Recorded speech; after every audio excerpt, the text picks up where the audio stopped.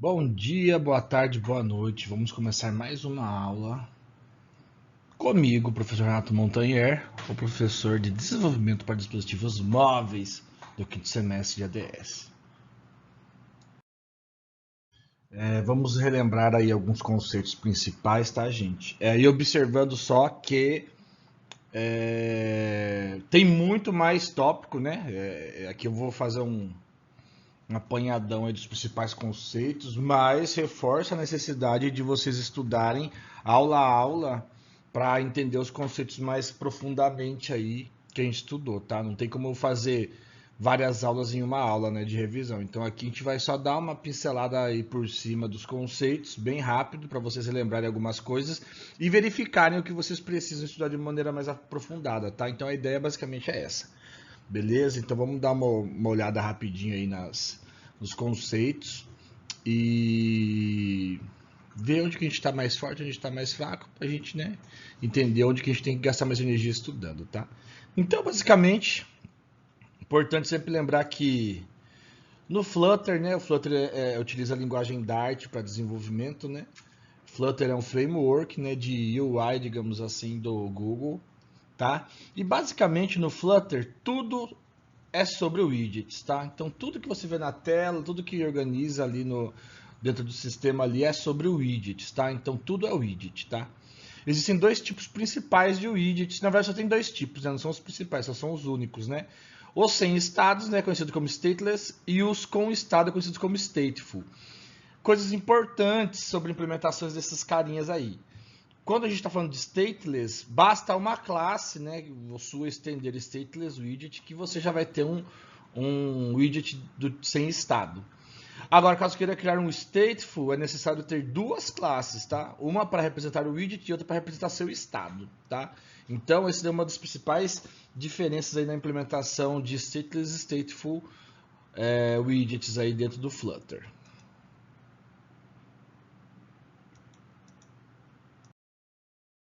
O início da aplicação. O código, basicamente, é o clássico de toda linguagem de programação. A gente vai ter um método main. Então, esse main aqui sempre vai ser nossa porta de entrada. Lembra do Java que também tem esse método, né? Então, assim, só vocês lembrarem que o main é onde vai iniciar a aplicação.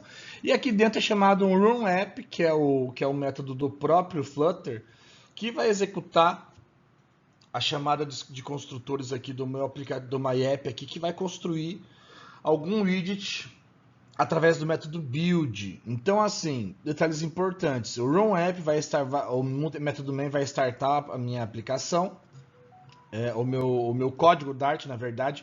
Run app vai começar a criar minha aplicação Flutter de fato, beleza? E todo o widget, que no caso que é stateless, ele vai ter o método build. E esse método build é o mais importante de todas as classes, porque é baseado nesse método build que a gente vai criar nossos que vai ser o código onde vai construir de fato a nossa aplicação de maneira visual, digamos assim, né? Não só visual, mas eu quero dizer que tipo, é ali onde vai construir de fato a parte de UI da nossa aplicação. Professor, beleza, aqui eu chamei o método main, chamei o run app, fiz o my app aqui que é o construtor, aqui eu chamo o construtor tal.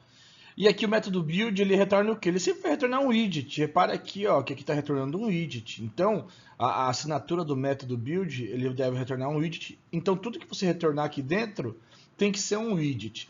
Pode ser um widget próprio da plataforma, como um column, um text, pode ser. Como pode ser um widget criado por você, beleza? Então, esse é o principal ponto que você tem que lembrar. Outro detalhe importante é que conforme a gente vai criando e aninhando widgets, a gente vai construindo o que a gente chama de element tree ou render tree aí, que são, enfim, a gente tem que entender o conceito de árvore aqui dentro, né? Então aqui a gente sempre vai ter elementos principais que vão tendo filhos, digamos assim, e esses filhos vão fazendo parte aí dessa linha aí de widget. Beleza? Então, assim, essa parte é importante vocês lembrarem. Então, a construção de uma tela baseada em widgets aninhados, digamos assim. A partir daí, nós temos vários estudos aí de widgets que vocês podem lembrar. Text vai ter column, que é esse exemplo aqui, vai ter row, vai ter container, vai ter várias coisas que, enfim, é meio que autoexplicativo para essa altura do campeonato aí do estudo de vocês. Porém, sempre é bom lembrar que alguns têm algumas configurações específicas, tá? Então, aqui no caso do column, especificamente, que tem algumas diferenças aí, ele tem essa configuração aqui que define como que os elementos filhos da column vai ser distribuído dentro de um espaço aí. Então, aqui você vê o comportamento dos filhos dos elementos filhos aqui de column, caso você coloque algumas dessas configurações. Detalhe importante que essas configurações podem ser aplicadas em row também, então é só você virar o eixo aí que já vai funcionar, que vai ser a mesma ideia.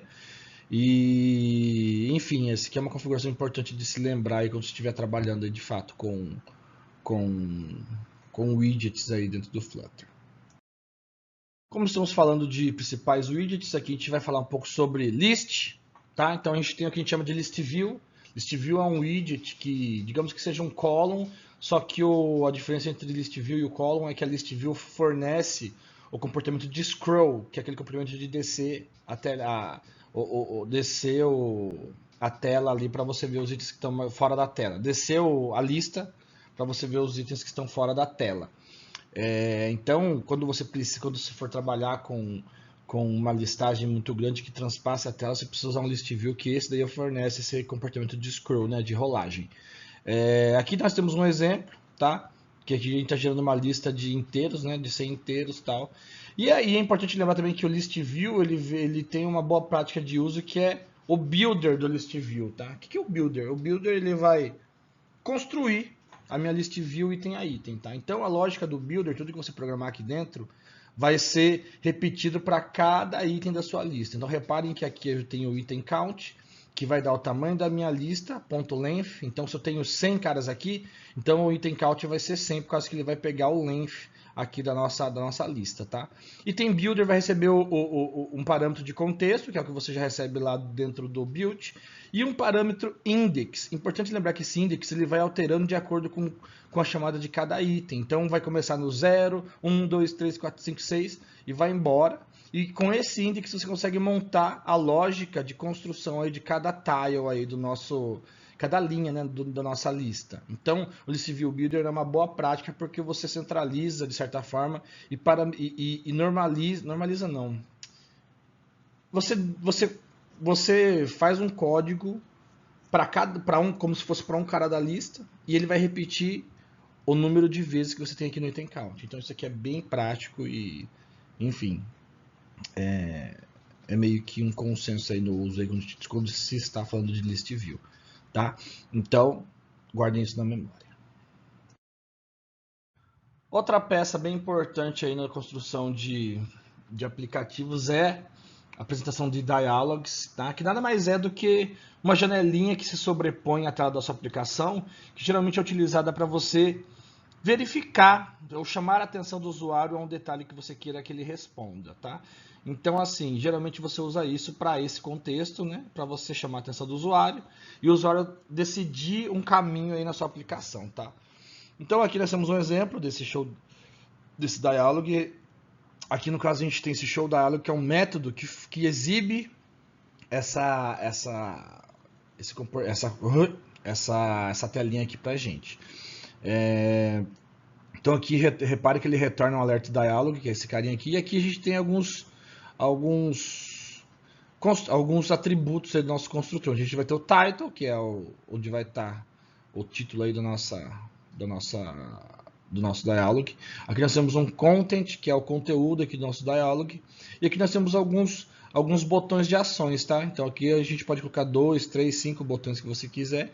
E cada botão vai ter um comportamento, e esse comportamento pode ser programado para você ir para outra tela, para você ir para enfim, fazer qualquer ação na sua aplicação, tá? Então o dialog também é um ponto importante para você lembrar dentro aí do Flutter, que é uma ferramenta que a gente usa bastante, né? Um componente que a gente usa bastante. Aqui nós vamos falar um pouco sobre a estrutura de um projeto Flutter, tá, gente? Então a gente tem algumas pastas principais aí para a gente pensar quando está trabalhando com Flutter. Primeira pasta é a pasta de build, digamos assim, né? Pasta iOS e Android, onde você vai ter um código específico de cada plataforma que é gerenciada diretamente pela IDE e compilada se necessário. Aqui é onde você pode meio que mesclar códigos de Android e iOS dentro do seu código Dart. Então aqui também ele oferece esse tipo de recurso, tá? Ou então você buildar sua aplicação para um ou outro aí também vai estar por aí nessas pastas.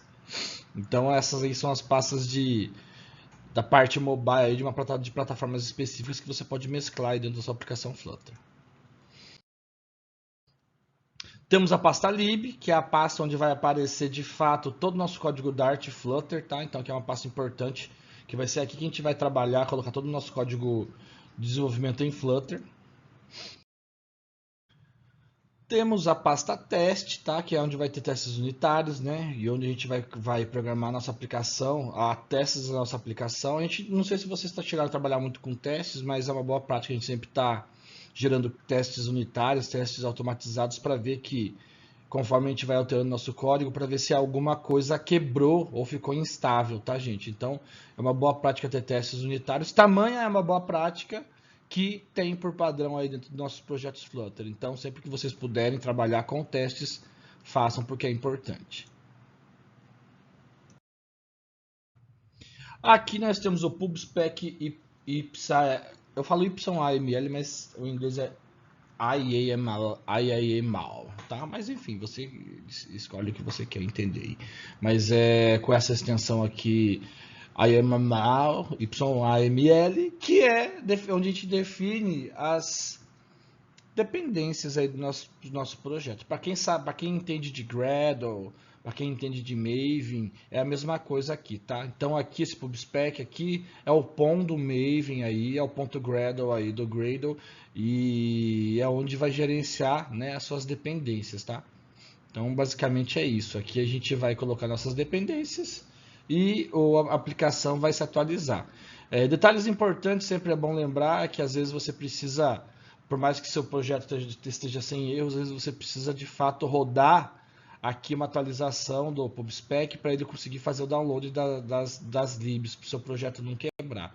Então sempre quando você vê que seu sistema não está funcionando por alguma razão, dá uma atualizada no PubSpec que às vezes ele resolve. E por fim, aqui nós temos o README, que é um markdown típico de repositórios Git, que é onde você vai colocar a descrição do seu projeto, caso você tenha interesse em fazer isso, tá?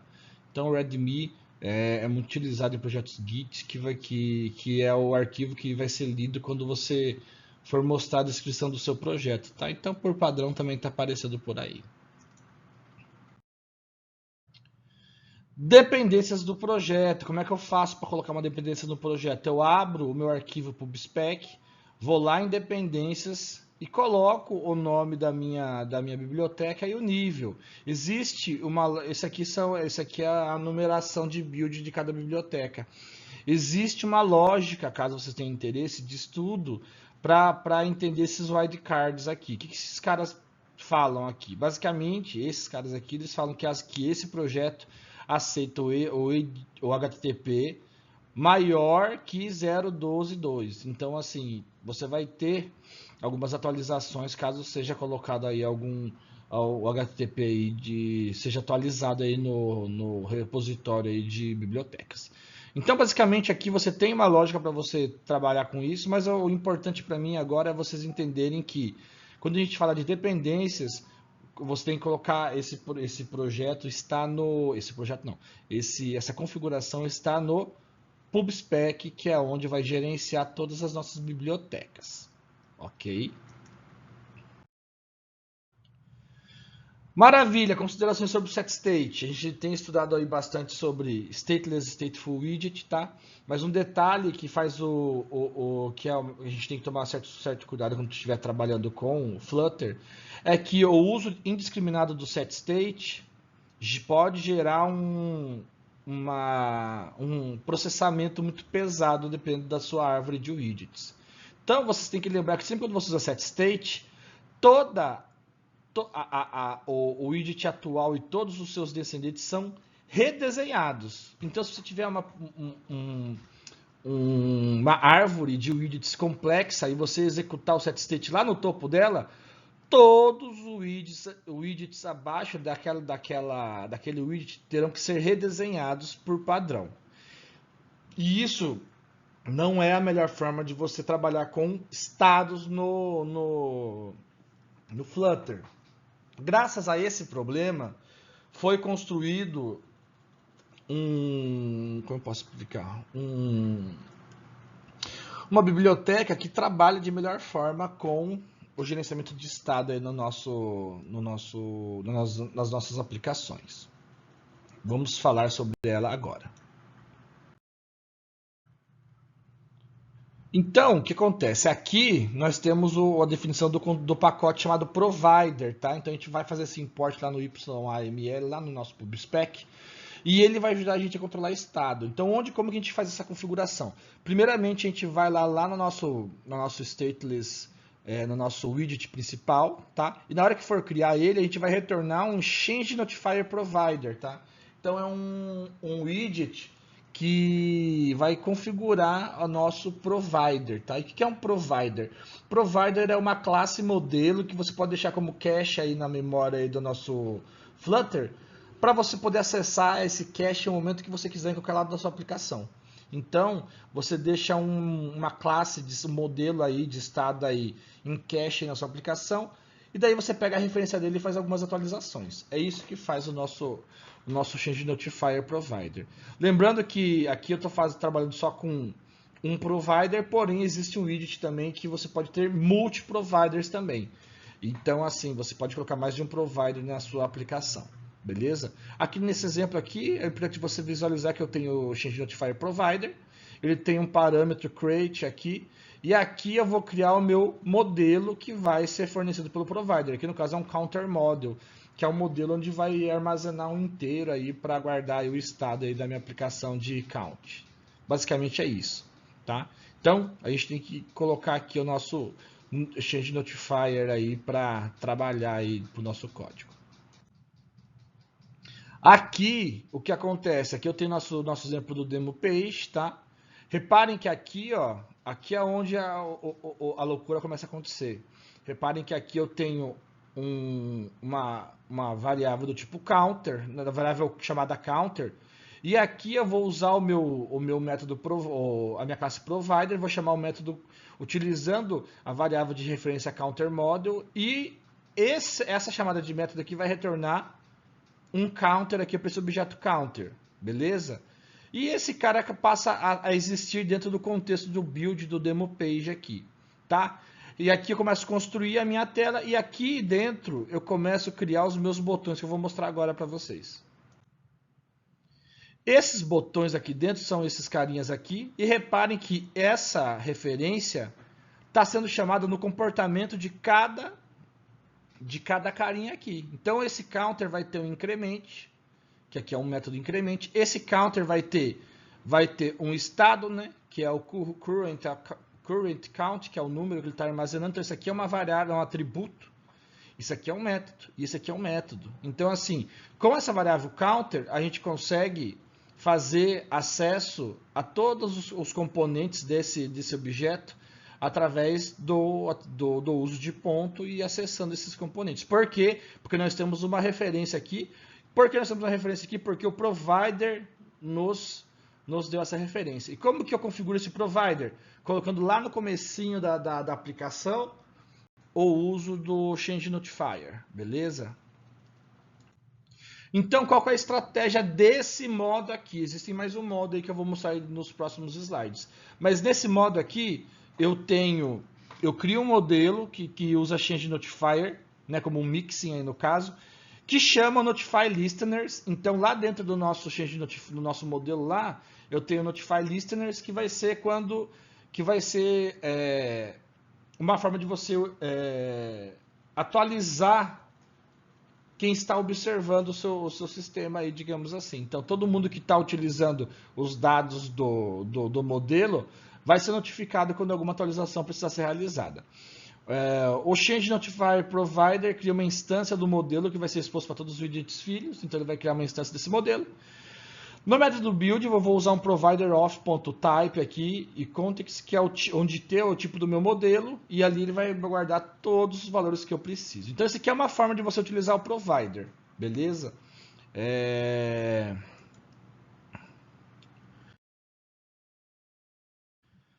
Porém, existe uma outra forma também, que é quando eu tenho vários providers, né? Então a gente pode, ao invés de criar um Change Notifier Provider, eu coloco multi-provider.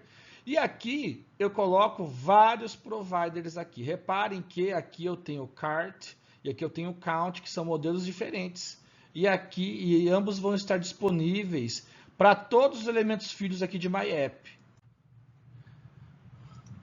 Aqui eu tenho uma classe modelo cart, tá? Aqui eu uso esse with change notifier provider. O que esse cara faz? Ele te dá uma implementação do método notify listeners, tá? Então basicamente é como que se esse cart fosse um modelo que fosse observado por várias partes da sua aplicação. E essas partes da sua aplicação vão se inscrever para receber as atualizações desse modelo. Então, qual é a responsabilidade desse modelo com o Change Notifier? Ele vai ter os atributos dele. Repare que eu tenho uma lista de cart, tenho um count aqui, um get, que vai me retornar o tamanho dessa lista. Eu tenho uma string que representa o próprio lista de string. E eu tenho o método add item. E reparem que aqui, cada vez que eu adicionar um item, eu vou notificar todo mundo que está esperando minha notificação. Beleza? Então, esse cara aqui é o cara que carrega os dados e notifica quem está preocupado com esses dados. Beleza?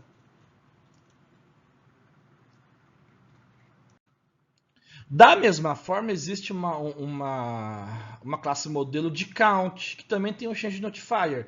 Repare que aqui eu tenho outros dados dentro da minha variável count. Eu tenho um outro método, porém, ele também usa notify listener. Por quê? Porque o mixing change notifier, ele configura uma forma de você ter partes do seu sistema observando esse conteúdo aqui. E quando esse cara alterar, ele tem a responsabilidade de avisar todo mundo que teve uma alteração. Daí cada um vai trabalhar da forma que for com essa alteração. Mas esse change notifier dá esse notify listener, que vai ser uma notificação para todo mundo que está escutando essas alterações, tá, gente? Então o conceito aqui é esse. Isso aqui é o conceito do padrão de projeto chamado Observer. Dá uma pesquisada depois que pode clarear bastante para vocês, caso vocês não tenham entendimento desse padrão de projeto. Mas eu recomendo bastante que vocês pesquisem sobre esse padrão. Padrão de projeto Observer, de observador. Beleza?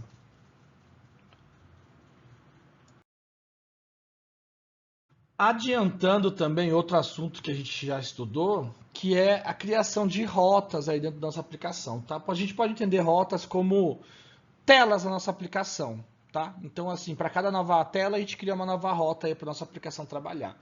Então, aqui a gente vai trabalhar com as rotas aqui do Material App. Então, aqui repare que eu tenho um parâmetro, né, chamado Initial Route, que é o endereço inicial da minha aplicação.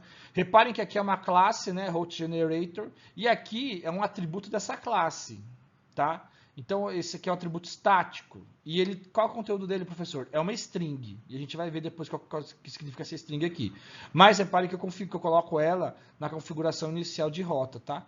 E aqui eu tenho um generate route, que aqui é onde eu vou ter um método que vai gerar essa rota. Então, para cada alteração de rota aí que eu for precisar executar, eu vou ter um método aqui dentro de Route Generator, vou ter um método que vai ser chamado para definir quem que vai, para onde que vai a aplicação, baseado nas rotas que foram fornecidas, tá? Então, basicamente é isso. Aqui fiz um slide que eu já expliquei, né? Mas enfim, então aqui é onde vai ser o método que vai chamar aí enfim, as nossas rotas. Então a gente vai olhar agora como que funciona, o que tem dentro do Route Generator. Só lembre que aqui, ó, que eu falei que aqui é um atributo, né? Então vamos ver aí como é que vai estar no nosso Route Generator.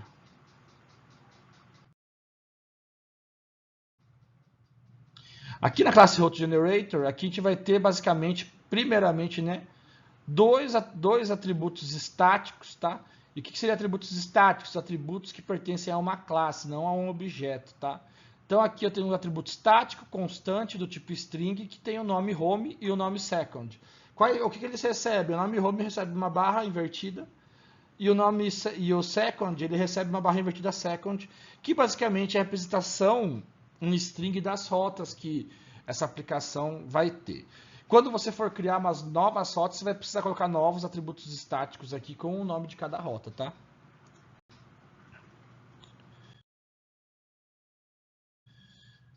Daí lembra que a gente tem o onGenerate lá que a gente chama esse generate route. O que esse carinha faz aqui? Esse carinha faz, ele vai decidir para onde, baseado em qual atributo você receber, ele vai construir de fato a tela para esse atributo. Então aqui reparem que aqui no caso eu tenho home second, eu vou ter o case home ou case second, que seria a parte do código onde vai tratar caso seja home, caso seja second.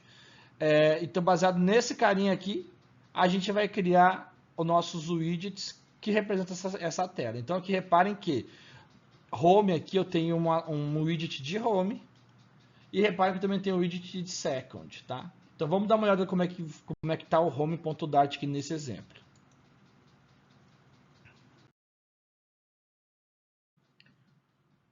No home eu vou ter o método principal que é o build, tá? Então, aqui a gente já vai ter a parte que vai construir de fato nossa tela aí.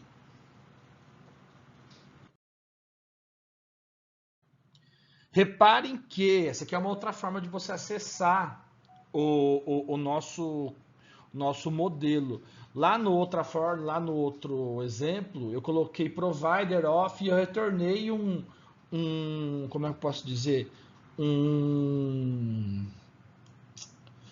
Uma referência do modelo lá para eu poder utilizar. Aqui eu já estou utilizando o próprio contexto que eu recebi aqui do meu método. E eu tenho aqui um ponto watch.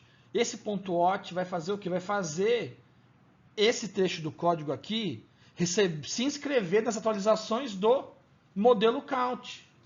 Beleza? Então o que vai acontecer? Cada vez que count for chamar change notifier, esse carinha aqui vai reagir. Beleza? E o que ele está pegando aqui? Ele está pegando a referência de count aqui e pegando o atributo count desse cara. Então aqui a gente tem um monte de conceito aqui, mas que basicamente ele está se inscrevendo, está retornando uma instância aqui em algum aspecto e tá se referenciando ao atributo count do meu count, beleza? É isso que esse cara está fazendo aqui.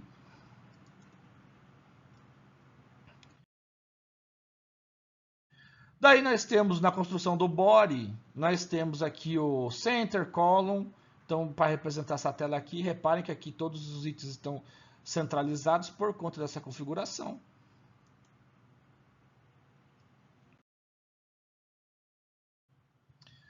Aqui nós temos a referência desse texto aqui específico. Então, aqui nesse primeiro caso a gente tem um texto.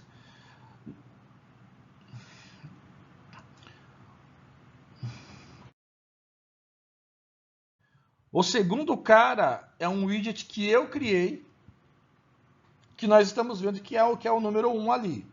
Então a gente vai ver o que eu criei ali para a gente poder discutir.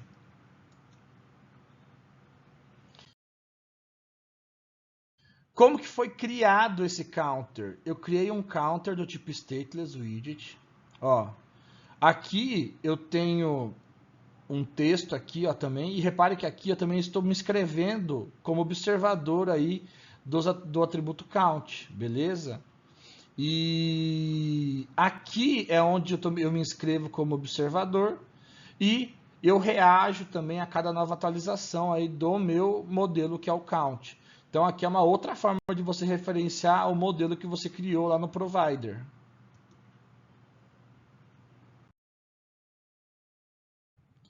Para cada botão, aqui no caso descendo aqui o terceiro item é um botão, tá? Esse botão vai chamar o navigator, que é sobre a parte de controle de rotas, tá? E aqui eu vou fazer o route generator.second, que é onde vai de fato criar a nossa segunda página e utilizar o nosso route generator aí para desenvolver e para seguir de uma página para outra.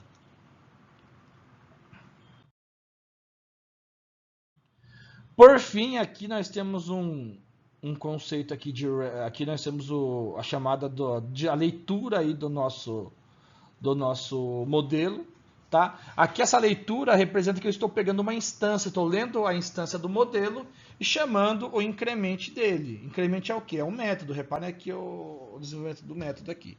Beleza?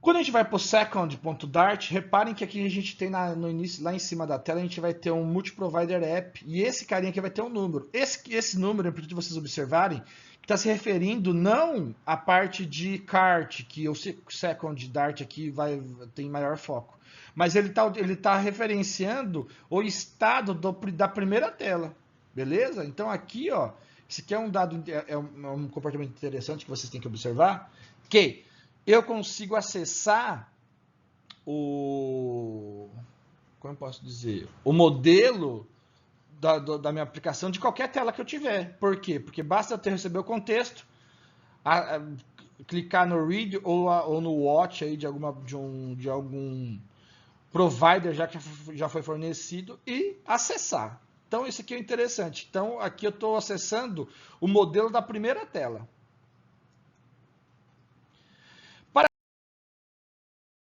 Paralelamente, a segunda tela ela vai acessar o modelo de cart, vai chamar o count de cart. O count de cart representa o número de elementos que tem nessa lista. E o cart.cart é a lista em si, que também está sendo exibida aqui no modo texto, como, enfim, um array aí de elementos.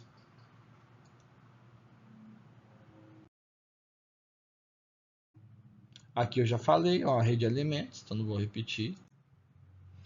E, só para finalizar, aí a principal diferença entre o Read e o Watch, aí nessa segunda forma de trabalhar, o Read lê o valor atual do estado sem estar inscrito para receber atualizações, então o Read ele só vai ler o que tem lá, mas ele não vai receber atualizações aí do widget. O Watch ele vai se inscrever para receber algumas atualizações vindo do modelo, então esse Watch é como se você se inscrevesse de fato, e a cada nova atualização do modelo, ele receberia uma notificação e tomaria alguma atitude, digamos assim. No caso aqui, ele vai atualizar de fato os valores aí na tela.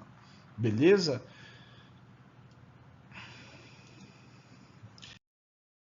Basicamente é isso, galera. Esse é um resumão aí de tudo que a gente estudou aí por cima. Falo a importância de vocês reverem as aulas anteriores, tá? Porque são temas um pouco mais densos às vezes e vocês precisam analisar no detalhe. Porém, aqui vocês conseguem, com essa explicação, vocês conseguem ter uma visão um pouco geral de como vocês estão na disciplina e se preparar de maneira apropriada, tá? Qualquer dúvida me chame, me avisem. Segunda-feira agora a gente se encontra e tá tudo certo. Beleza? Abraço para todo mundo. Tchau!